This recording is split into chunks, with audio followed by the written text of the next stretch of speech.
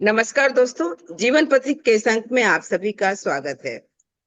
आइए, सबसे पहले हम अपने विद्वान से आपको मिलवा दें। वो हैं डॉक्टर गौतम चटर्जी, जो हमसे जुड़ रहे हैं वाराणसी से। गौतम जी, इस अंक में आपका स्वागत है।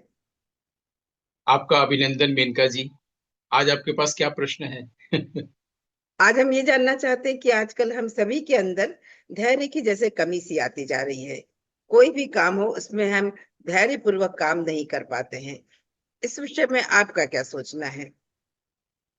मेरा अपना सोचना यह है कि धैर्य अपनी जगह पर है लोगों में, लेकिन जो अधीरता है वो बढ़ने लगी है ऐसा लगता है।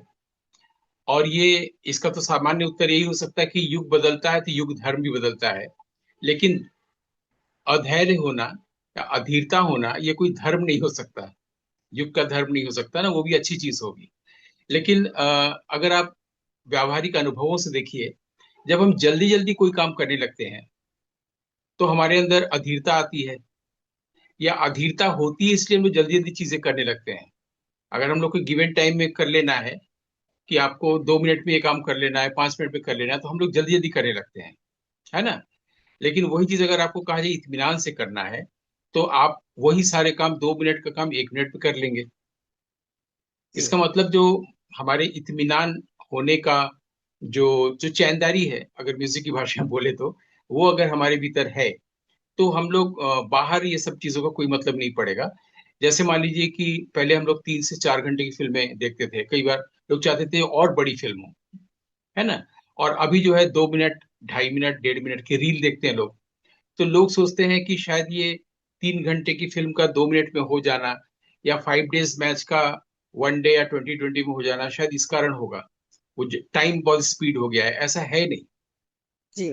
अगर हमारे पास इत्मीनान है तो हम 1 मिनट में भी चैन से रह सकते हैं, और कई घंटों तक भी चैन से नहीं रह सकते हैं, है ना। तो अधीरता जो है, ये एक मन की अवस्था है, और उस पर फोकस नहीं करना चाहिए।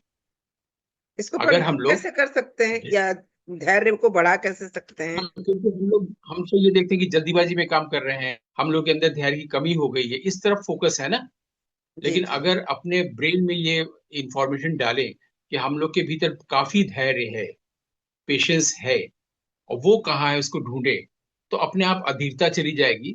धैर्य का कम होना नहीं दिखेगा, और जो जल्दीबाजी में कोई काम करते हैं वो करना अपने आप रुकेगा। और वो धैर्य है ये हम लोग कैसे जाने? उसके लिए सबसे आसान तरीका है कि हम लोग अपने आसपास की जो चीजें हैं उसको देखें, क्या है क्या नहीं हो रहा है। अभी हवा कैसी चल रही है। जैसे अभी हम लोग देखते हैं कि 5 घंटे की जगह पर 1 मिनट की रील कोई देखता है, या 5 डेज मैच की जगह पर बहुत कम ओवर का मैच होता है क्रिकेट का, है ना। जैसे ये देख रहे हैं, वही सारी चीजें अभी और क्या क्या हो रही है। क्योंकि अभी तो मैच नहीं हो रहा है, अभी तो फिल्म नहीं देख रहे हैं, अभी हमसे बातचीत हो रही है। तो अभी अभी का मौसम कैसा है, अभी का ऑटम कैसा है, इसको अगर देखें तो क्या होगा कि हम लोग के पास ये जो प्रत्यक्ष है, जो इर्द गिर्द हमारे आमने सामने जो है, वहां पर वो सब चीजें आई जाएगी जो इनडायरेक्ट हमारे दिमाग में भरी हुई है, जिसको परोक्ष कहते हैं।